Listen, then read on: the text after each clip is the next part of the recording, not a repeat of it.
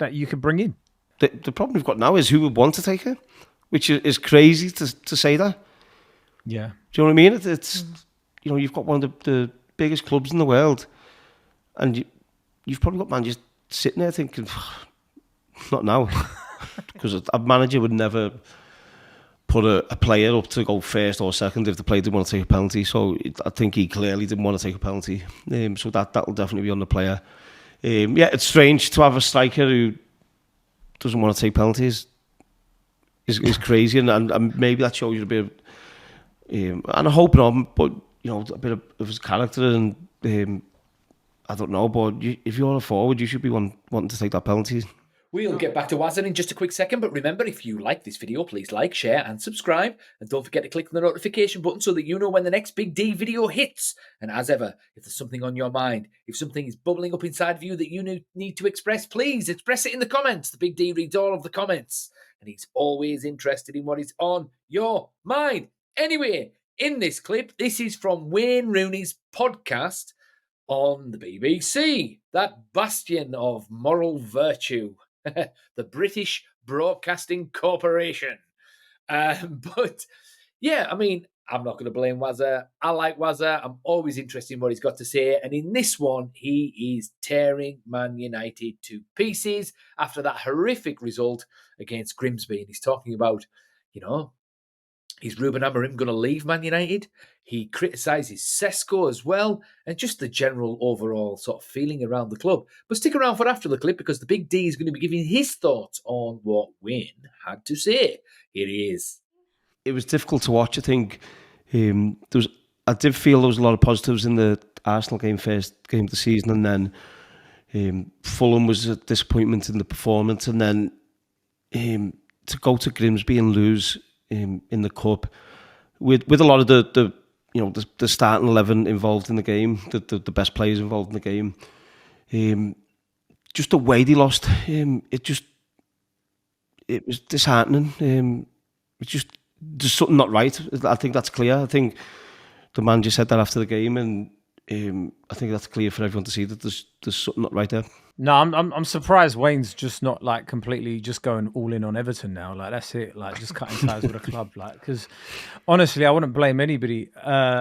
Listen, you could talk about the tactics, you could talk about this, that, and the third, but at the end of the day, none of the players on that pitch should be losing to a fourth division side.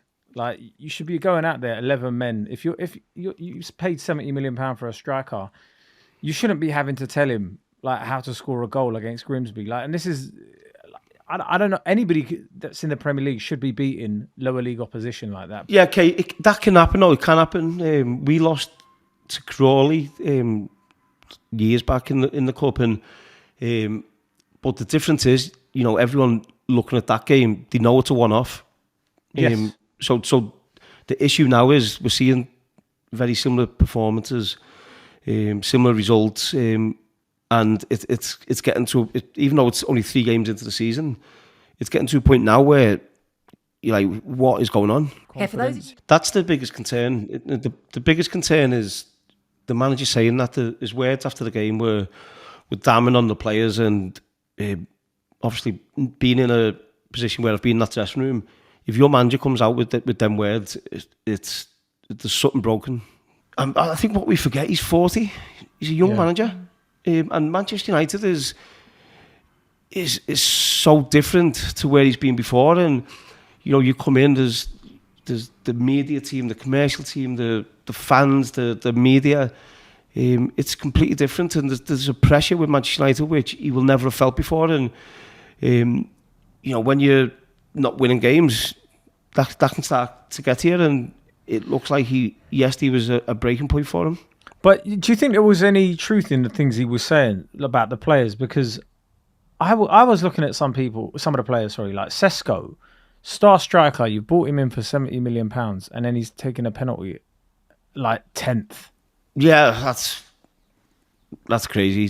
He should be 1 or 2, really, taking a penalty. But I've never known a player to go into a football pitch and not try and win the game. For his teammates, for the manager, I've had I think it's well documented. Me and Alex Ferguson had a bit of a falling out, but I'll go on that pitch and give everything I've got for the team, for him. You know, that's for the fans. So I don't think the players were inside. Maybe was they a bit complacent? Maybe they've gone there thinking, oh, it's a League Two team, which can happen. You think, oh, we'll just turn up and win the game. That can happen, and then before you know it, the game's got away from you. So it happens. It'll happen again, probably in the next round to someone else. But just where Manchester United are at the minute, it's hard to take, really. Do you know what one thing that's really annoying me is when you see that sort of attitude in a striker, that to go 10th in a penalty shootout, I'm like, are you the right sort of player for Man United? Whose decision is that? Is that on the player or is that on the manager? No, that's the player, because a manager would never put a player up to go first or second if the player didn't want to take a penalty. So I think he clearly didn't want to take a penalty. So that'll definitely be on the player. It's strange to have a striker who doesn't want to take penalties. Is crazy, and maybe that shows you a bit of, and I hope not, but you know, a bit of his character, and I don't know, but if you're a forward, you should be wanting to take that penalty. No, as a fan, I'd want to see some sort of reaction. I'd want to see, but Burnley, for me, if I don't see the players coming out with a bit of fire, with a bit of like, you know, impetus to try and do well, then I don't know. I don't know what I can say about this club after that, because it's looking like we're on a downward spiral and nobody can sort of try and stop it. Yeah, but that's how it used to, like, when teams used to come to Old Trafford, you that's what you'd say. You wouldn't even talk about tactics. You'd say they should be relentless and outrun them, outpower them. You know, and that's why we used to score so many late goals, because the opposition were dead on the feet. So for them not to do that every game, especially at Old Trafford, is crazy. I think there's just a little bit too much rotation going on, and players are getting a little bit lost. And when we lose the ball, there's massive gaps and spaces, and it's exactly what it's a carry on from what happened last season. And if it carries on like that, then unfortunately, I don't see how it moves forward. I was going to say, what is the way forward for Ruben Amorim? What is the way forward for Manchester United? Is that the same thing? Because watching his post-match interview last night, I mean, I've been the reporter in that situation many times, and if he came out like that, you're going, wow, this is incredible. But he felt like he was talking himself into something and then talked himself out of something. And it feels like he was trying to send a message to his players, but was he also trying to tell the board something? It felt like it was all quite confused. Do you feel like, Kay, there is a way forward for Ruben Amorim and Manchester United long term? Is this going to work out? The only way there's a way forward is if he wins games, and unfortunately, it doesn't look like he's winning games. His comments were, "We'll look at the next game and then we'll sort it out in the international break." To me, that seems like he's saying, "We'll sort out my exit." When you're doing an interview at the end of a game, you have to protect your players, whether you want to or not. And you can be honest with the players and have a go at them in the dressing room, but you have to protect the players. Wayne was messaging me yesterday in the group saying, "Stay strong," and I was like, well, I was ripping my hair out. Ken. What is there left to stay strong about? Like, I've been strong for ages now. Look, it's one of those as well. Like, we get rid of him, and you're in the process of another rebuild, right? And are you going to go for a manager that plays a similar system as him, or are you going to go for a manager that plays a different system? And it feels a bit like disjointed. There doesn't seem to be any sort of continuity. And who's really out there in a manager market right now that you could bring in? The problem we've got now is who would want to take her, which is crazy to say that. Yeah. Do you know what I mean? It's you know, you've got one of the biggest clubs in the world, and you've probably got man just sitting there thinking, not now. Yeah. So yeah.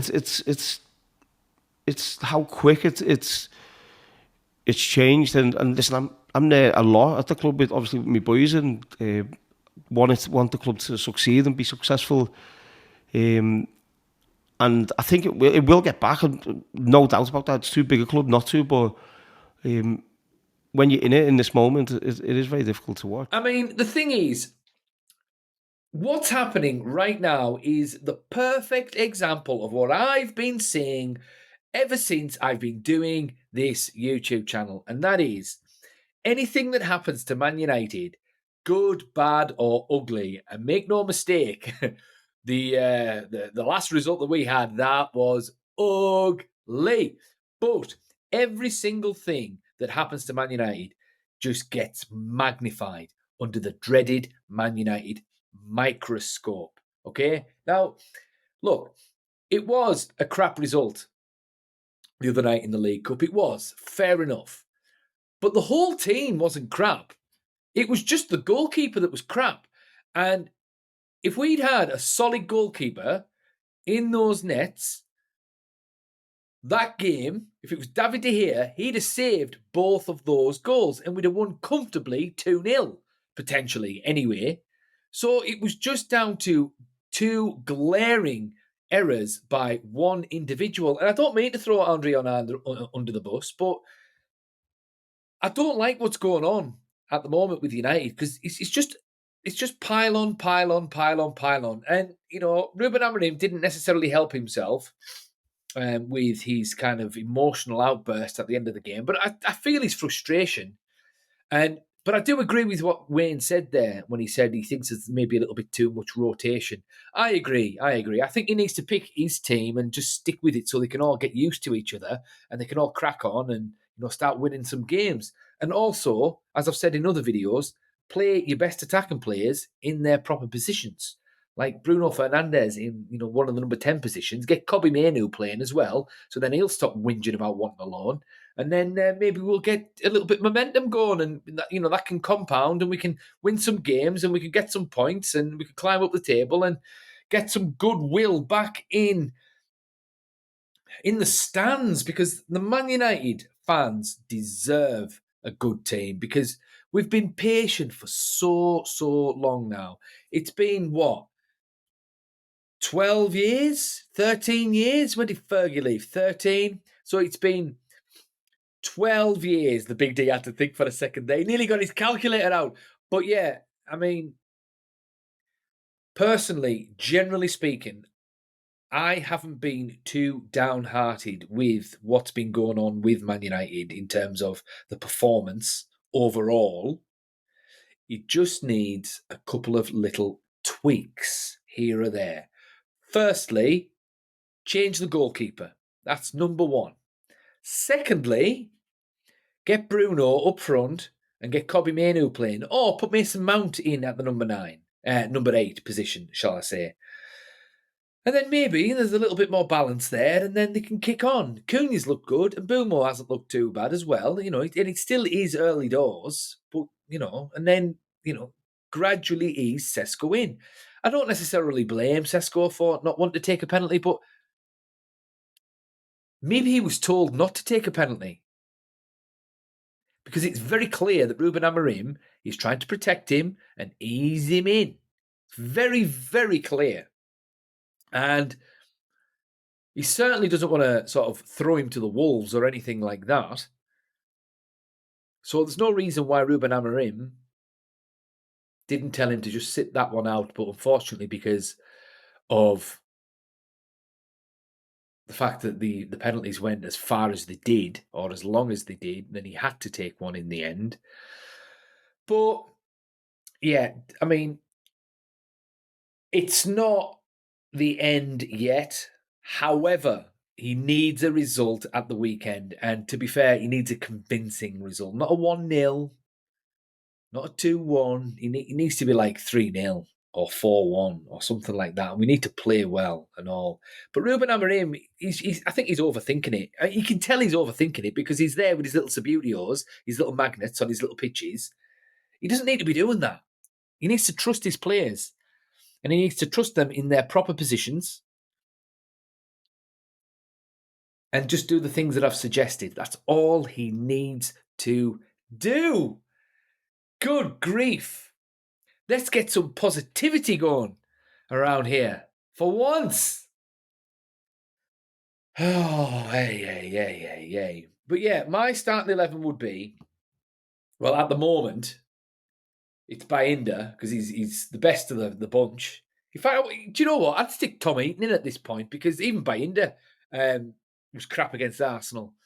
But anyway, I wouldn't have Onana in. His days are numbered at United for me. He wouldn't get back in that side at all. I'd play one of the academy lads, to be quite frank.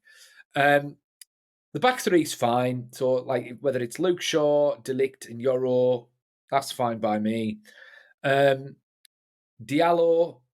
right wing back. Dorgu's done fine. And then I don't like the fact that Cobby spat his dummy out, so I probably wouldn't play him now, to be honest, because saying that he wants to have a loan, the idiot. I'd probably play Casemiro and Ugarte, let's say that, and just have them sit in front of the back four, right? And then up front, it will be Bruno, Cunha, and Mbeumo, and just give them a free rein. Yeah, there'll be none of this high pressing with the midfielders. I just tell them to protect the back three. That's it. And just allow the front three players to have a free role. Just like what Antonio Conte did with Chelsea. And that Chelsea team that won the league under Antonio Conte was not as talented as the squad that we've got now. It wasn't, but it was well organised and everyone was in the proper position and everyone stuck to that. And Conte was, to be fair, Conte is a top manager, to be fair. So, but yeah, that's all it is. That's all you need to do. And just, chill out, Rubes, and just let the players play and just say to them, look, lads, just go out and have some fun, eh? You're better than them. If you just do your jobs, keep it simple, you can't lose. Simple as that. But what do you guys think? Thoughts in the comments, and the Big D will see you in the next one.